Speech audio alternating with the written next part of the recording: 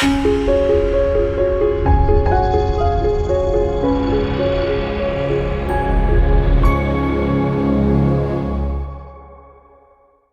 everyone, welcome back to the Neurologic Wellness Podcast. I'm your host, Dr. Joe, and today I am joined by my guest, Dr. Rawls of Vital Plan. And he is calling us from warm and sunny North Carolina, and we're obviously here in very chilly Chicago, Illinois today. So thank you for joining us, though. Oh, my pleasure. Thanks for having me. Of course. So you have a new book coming out, and it's all about cellular wellness, how that relates to brain function, gut function, and the interplay between the two. But before we get too deeply into that, could you give our audience a little background information on yourself and kind of your practice journey? Sure. Yeah. I have been a physician for over 30 years, conventionally trained. Went into obstetrics and gynecology because it dealt with wellness and bringing life into the world. And it was, it was just really very vital in a lot of ways. But practicing obstetrics and gynecology 30 years ago, especially in a smaller town, meant taking call every second to third night, which I did, but trying to balance community and family and this busy practice and being up, delivering babies all the time, really eroded my health over time. When I was in my 30s, I could get away with it, but 15 years of just being totally sleep deprived, averaging maybe 4 or 6 hours at best on most nights. Eventually it took its toll and my whole body crashed by the end of my 40s. Bad neurological symptoms, but also heart symptoms. My joints were falling apart. I had bad gut issues, really everything. And I, identified with fibromyalgia. Like many people with fibromyalgia, was looking for other possibilities because that's really kind of a in-between diagnosis that doesn't really get you anything except medications for symptoms. Finally identified with chronic Lyme disease, and thought, that's the answer. These bacteria are making me sick, and if I could just take antibiotics, I can get well again, and all this will go away. And that didn't happen. Round after round of antibiotics just made me sicker than anything else. So eventually I started looking outside those conventional routes and found my way to using herbs, but specifically a pretty intense herbal protocol for chronic Lyme disease. And my health started getting better. All the symptoms started gradually going away. It takes time. It took me about 3 to 5 years to regain my health completely, but I did. That's been a decade ago. And now at age 65, I'm doing all the things that I thought I wouldn't be able to do again, which is really wonderful. But along the way, I started asking that question, what was it about the herbs that actually worked? At the beginning, I thought, well, I'm just killing these bacteria in my system. But I've since come to recognize that chronic Lyme disease, fibromyalgia, chronic illness in general is a lot more complicated than how we think of it as simply a bacteria invading our body. And the herbs were doing a lot more things than just killing certain bacteria. So that's been a big part of my journey over the past decade, is understanding how the herbs work and how to really approach health and wellness from a very different point of view than my conventional routes. Mm-hmm. And so where did that then take you? So you have this kind of branching of your thought process. So now you're digging more into more of cellular medicine, functional medicine. Well, it carried me toward what I would define as functional medicine.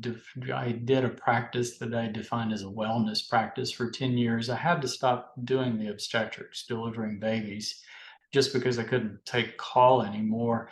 So I couldn't just stop working, even though I felt terrible. I had to do something. So I started a practice in primary care with this idea of wellness, that if I could get my health back, then I could help other people do that same thing. So it in some ways resembled what you would call a functional medicine practice today, but in other ways not. I spent a lot of time counseling patients and looking for the underlying reasons of why they were sick. Because that's a difference. And what we do in conventional medicine, especially when it applies to chronic illness, is we're looking for the diagnosis. So, we gather the symptoms and labs and other kinds of diagnostic criteria to define how is the person sick. What, do they have MS, which I had some symptoms of that, or is it Parkinson's? I had a tremor, or, what box do we fit them in? And that's important because that defines the medical therapy. But medical therapies are designed to artificially block symptoms and slow progression of illness, but they don't really ever get to the roots of the illness, so people don't get well. So I started asking, why do people become sick? What's driving the illness? 30 years ago, it was kind of like, well, illness just kind of falls out of the sky and hits you on the head and you're unlucky. But everything that happens has cause. And if you can start defining why a person is ill, what kinds of factors added up in their life that made them ill, those contributing factors define a pathway back to wellness. And so I did that with myself, and I've done that with so many other people over the years. And it's a very satisfying way to practice. Absolutely.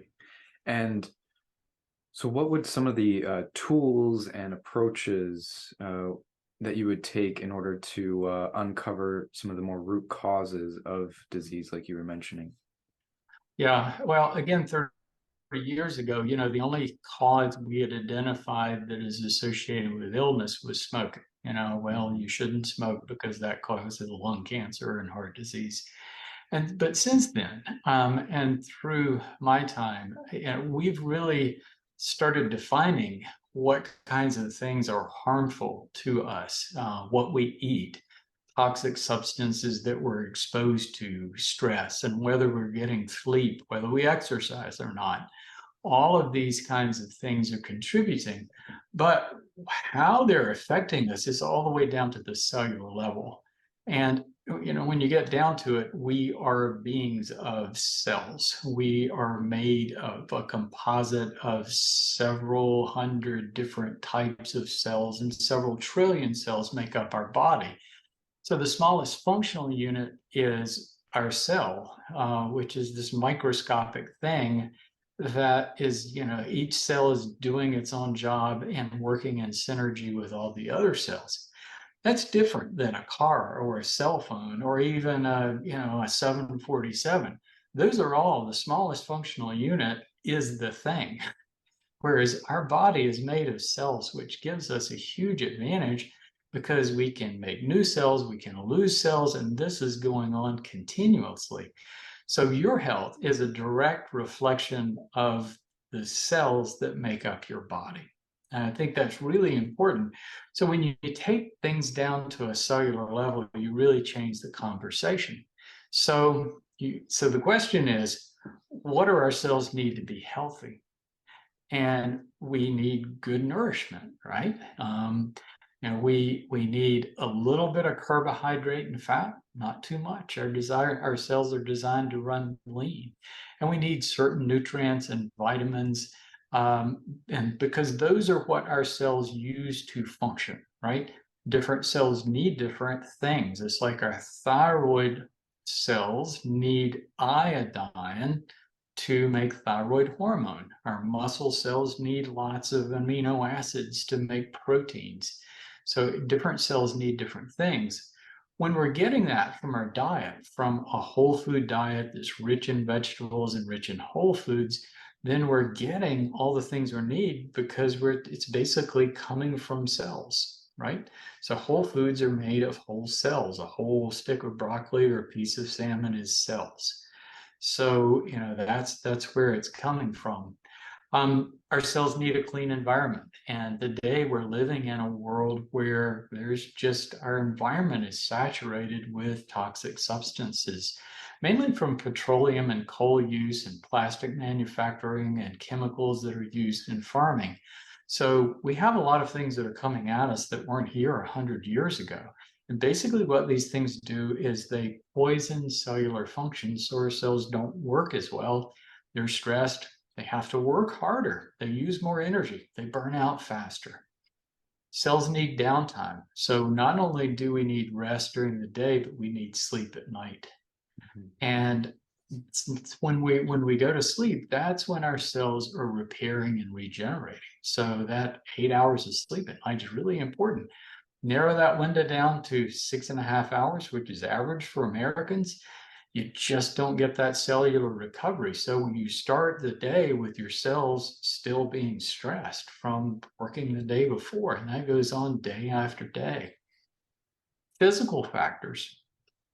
Our cells our cells need good blood flow. So when we exercise, the most important thing that we do when we're physically active is move blood. And when we move blood, we open up the capillaries and we allow fluid to wash those spaces in between our cells, which delivers nutrients, but also carries away toxic substances and waste products our cells are trying to get rid of, allows our cells to breathe. So in that category too, trauma, where we have trauma. That's the other side of physical factors. So that's four main things. The fifth one is microbes, bacteria, viruses, protozoa, yeast. We're just constantly exposed to these things, but more importantly, what my research is showing is we're exposed to things throughout our lifetime that never leave.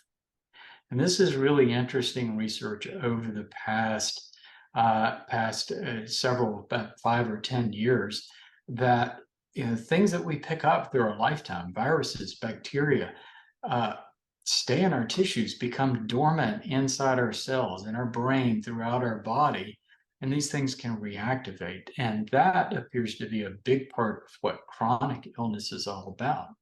So all of these things can stress our cells. And what chronic illness is stressed cells.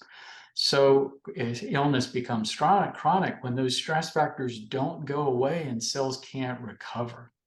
So that process of cellular recovery is what healing is all about. So no matter what category of cells you're talking about in the body or what illness is, taking it down to the cellular level and looking at those categories gives you a really smart way to think about it. So I know that a big topic is neurological symptoms and brain health, and we can apply all of this to that category. Mhm. And with the picture you're painting with our diets, the nutrients, the soil's depleted, we're eating processed foods, we're eating foods that are wrapped in plastic packaging, which is going to have its own effects. We're not moving like we should, we're inundated with chemical pollutants in the air and the water and things like that. And some people may be taking excess pharmaceuticals, what have you. It's a wonder that that anyone's not sick given all of this, right? It's true, but we're all getting that way much more readily because right now the CDC defines that 60% of the American population is suffering from some kind of chronic ailment. 60%. When I looked at that statistic when I was in my journey about 10 years ago, it was about 40%. So it's going up every single year. Yes, more of us are getting sicker. More of us are getting cancer. So you hear, this statistic, well, more people are surviving cancer every year.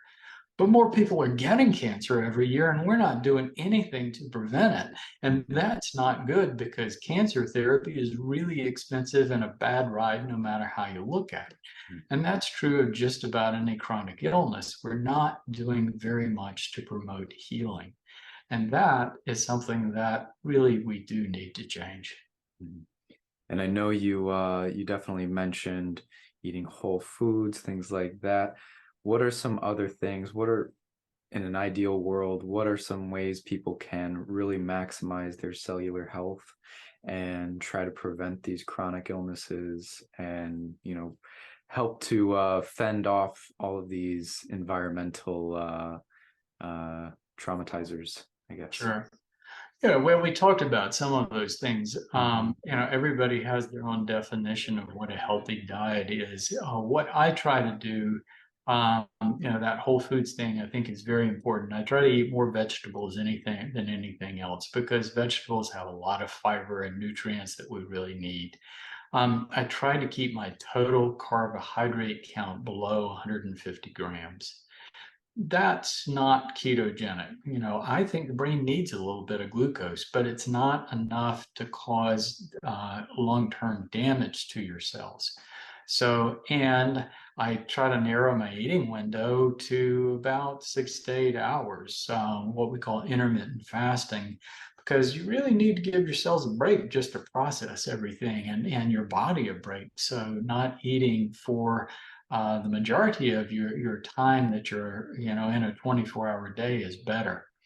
Toxic substances, they come in our food and our water and the air and what we put on our skin. So there are only so many ways you can get them in. So filtering your water, eating organic whenever it's practical.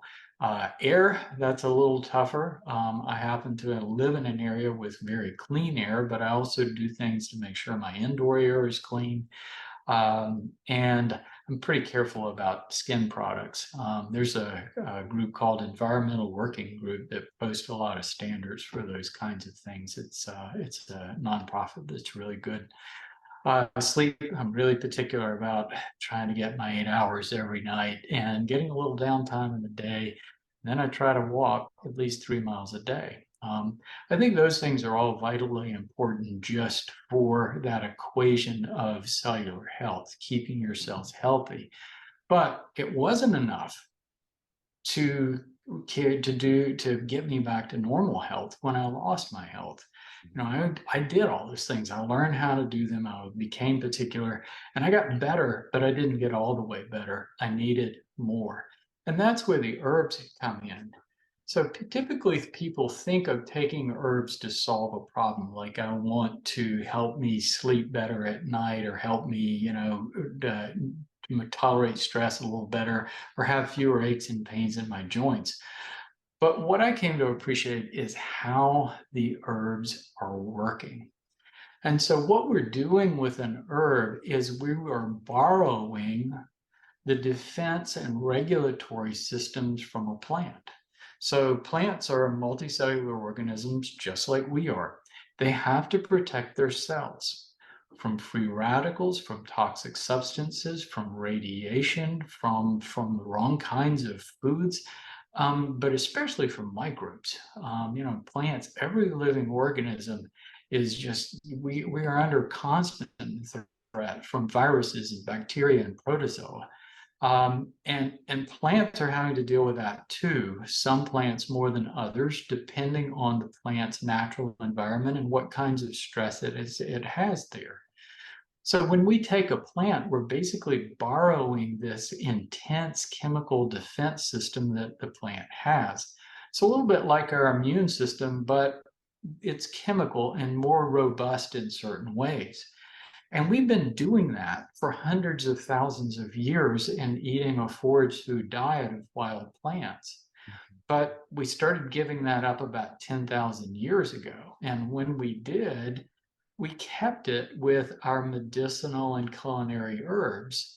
Well, about 100 years ago, we started just giving all that up completely and trading that for drugs because drugs work faster, they're more precise, all of that sort of thing.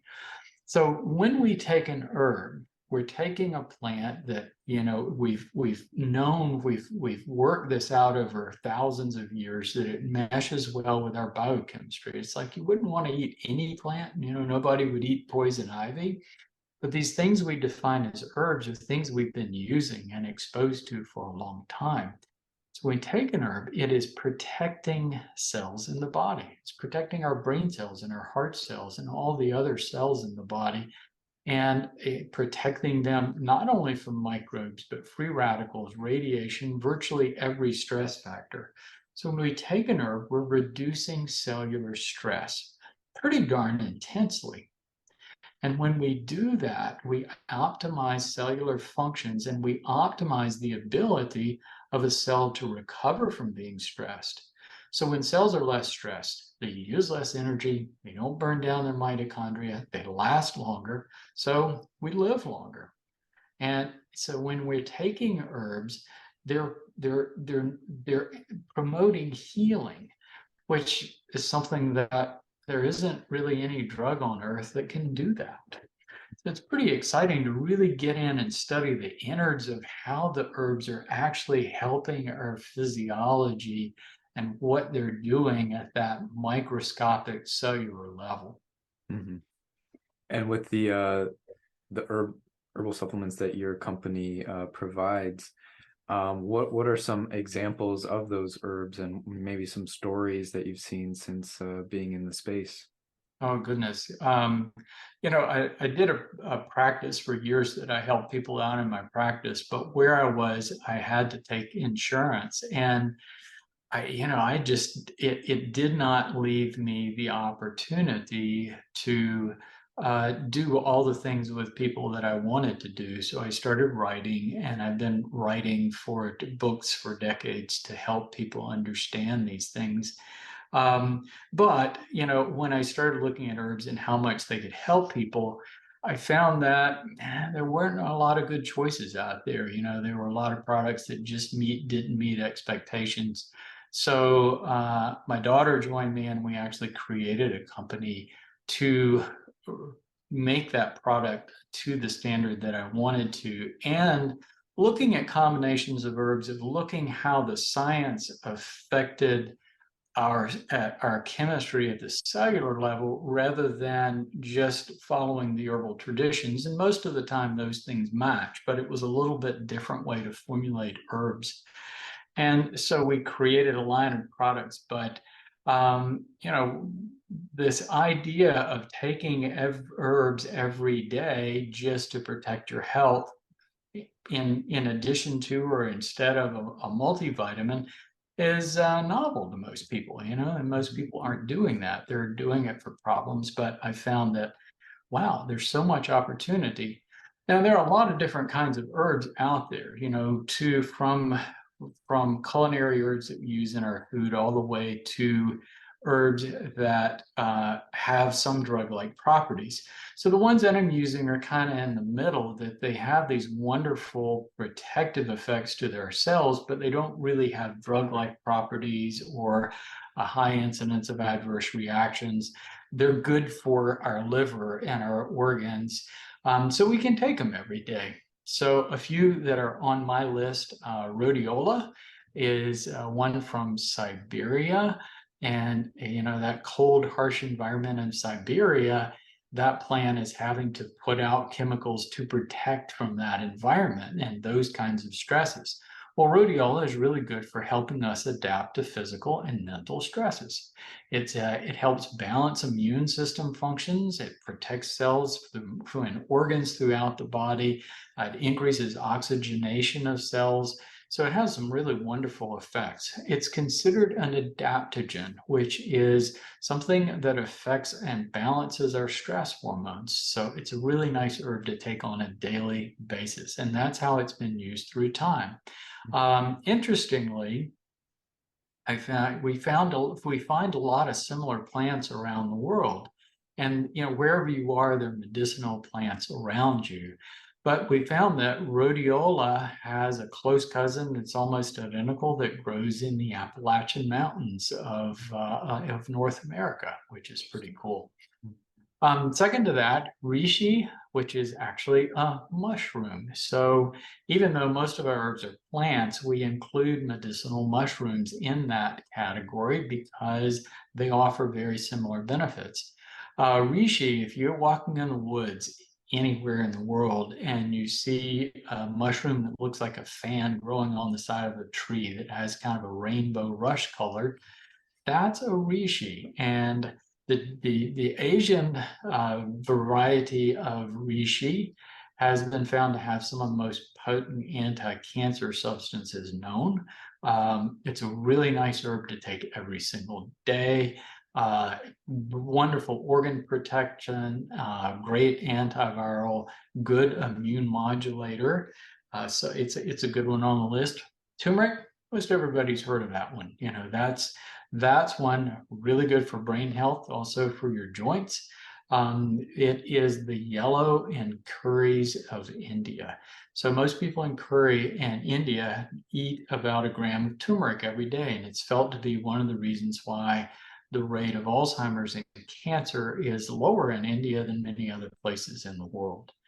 Gotu kola, also from India, really good for brain health. One of several herbs that are top on my list for protecting brain functions, helps balance blood sugars. Also, rhodiola does that.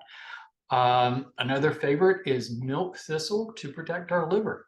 You know, we're bombarded with toxins all the time, and our real liver takes a real beating. So as we go through life, we burn out liver cells and replace them with fat cells in the liver.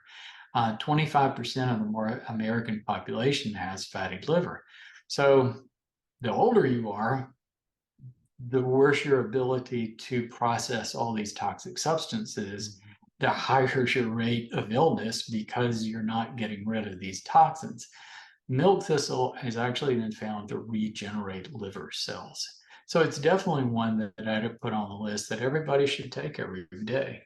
I've been taking it about 15 years. And interestingly, one of the reasons our cholesterol goes up is because we lose liver cells and lose the ability to process cholesterol properly. I've been taking it for 15 years. My cholesterol is better now at age 65 than when I was in my 40s. So And those are just a few, yeah. yeah, so a ton to choose from, a lot of great benefits, obviously. If a patient or a listener wanted to have access to these supplements, would they be able to get them directly, or do they need to go through a physician? No, well, we do direct sales, and Mhm. it's some physicians use our products, but a lot of times what you see in physicians' offices are products and fancier bottles with double the price, but it's about the same thing that you would find at our website. So we are using the highest grade extracts, and that's really important. So the concentrated botanical extracts that we are using are about 5 to 10 times more potent than you would find in an average grade product. And that potency is really important to get the kind of results that you want. So and also I think it's important, you know, I talked about several herbs. You get a synergy when you mix herbs together. So different herbs have different spectrum of benefit depending on the stress factors in that plant's natural environment. So when you combine those things, you get this wonderful synergy. So it's pretty common in herbal medicine to have formulas that have 5 or more herbs. So you find these herbs in several of our products, and then we really haven't gotten into brain health. There are some other herbs that you can add on that really add even more value to protecting the brain. Mhm. And can you remind folks how they can access these again? Absolutely. Our website is vitalplan.com. For those interested in my new book, it's the Cellular Wellness Solution. You can find it either on Amazon or on our website.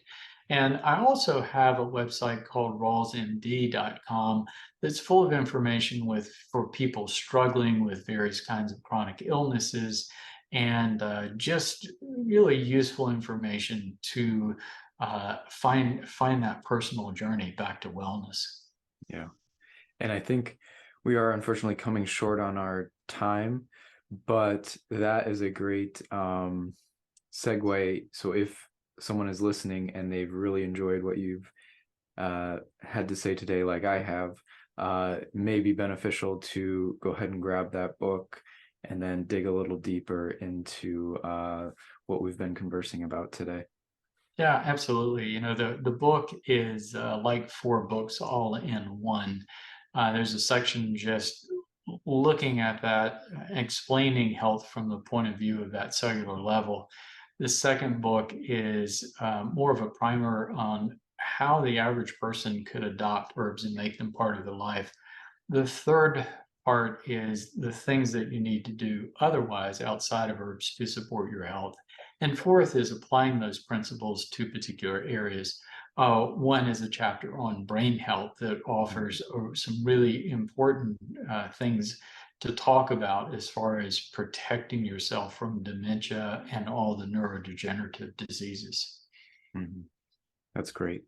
So, Dr. Rawls, I want to thank you again for being on today. My pleasure. Thank you. You know, you're welcome back anytime.